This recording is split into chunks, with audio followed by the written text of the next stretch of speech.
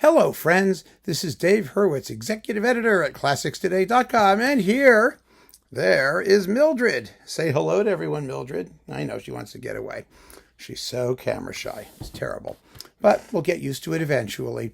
Here I am with Ripe for Reissue.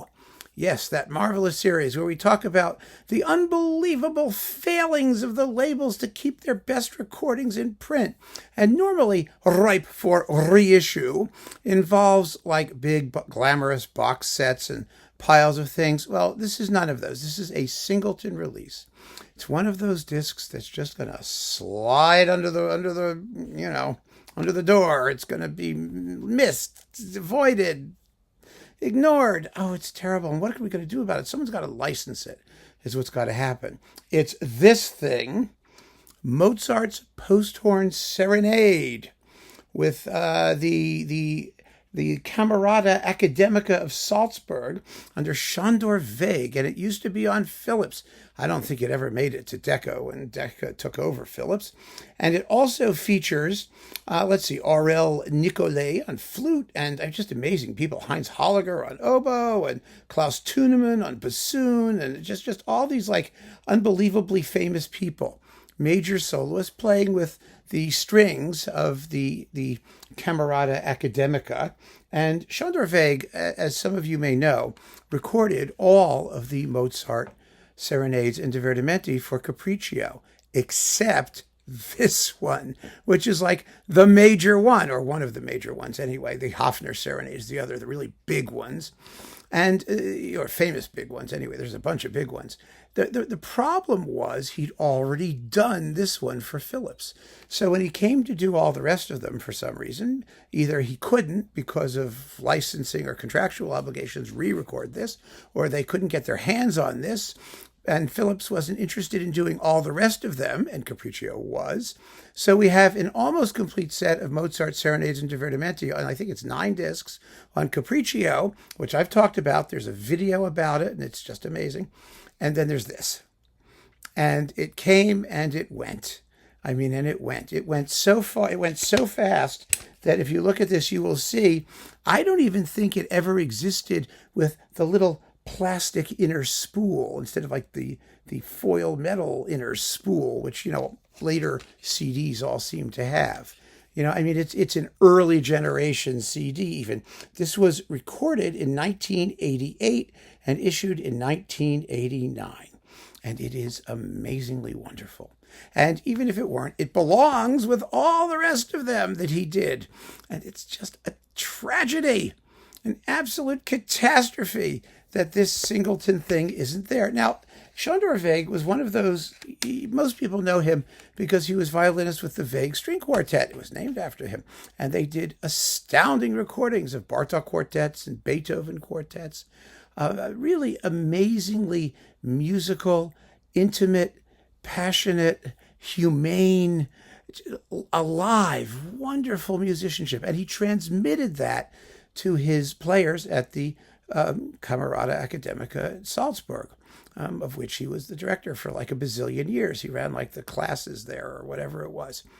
We gave him a Lifetime Achievement Award when I was at the Midem Music Festival, and he passed away before he could come and get it, which really sucked.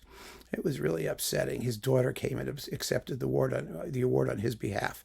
He was one of those musicians who just had soul in everything he did. He knew how to phrase. He knew how to make those boring, repetitive figures that keep classical period music going, those cha-cha-cha-cha-cha-cha-cha, the violins, how to make all of that stuff come alive through phrasing, through articulation, through the right application of vibrato. He knew how to create a singing cantabile tone. His music making was wonderful. And his legacy is rather small. Aside from his chamber music playing, we have these Mozart divertimenti. There are some Schubert symphonies, which are amazing, also on Capriccio. The major ones, like 5, it's like 5, 6 unfinished and 9 or something like that.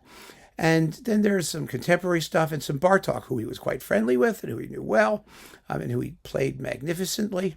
So, and some modern music too, but it's a small, select, scattered kind of legacy all over the place, which makes it all the more depressing that his Mozart is so difficult to get your hands on. Because in terms of Mozart, what we have is that, like I said, that set of serenades and divertimenti. Then on Decca, Decca, not Phillips, Decca, we have the complete piano concertos with Andras Schiff, which is my choice for the Mozart piano concerti. I mean, I know some people hate it because they say Andras Schiff is too timid and faceless. I don't think so at all. I think what we hear is give and take with the orchestra, with the soloist. It's very beautiful. And yes, the piano music, the piano playing is small scale, but it somehow works in those interpretations. And they're real collaborations that most people, frankly, don't hear, because when they hear a piano concerto, they want to hear bongity, bongity, bongity, bongity, bong of the piano. So there.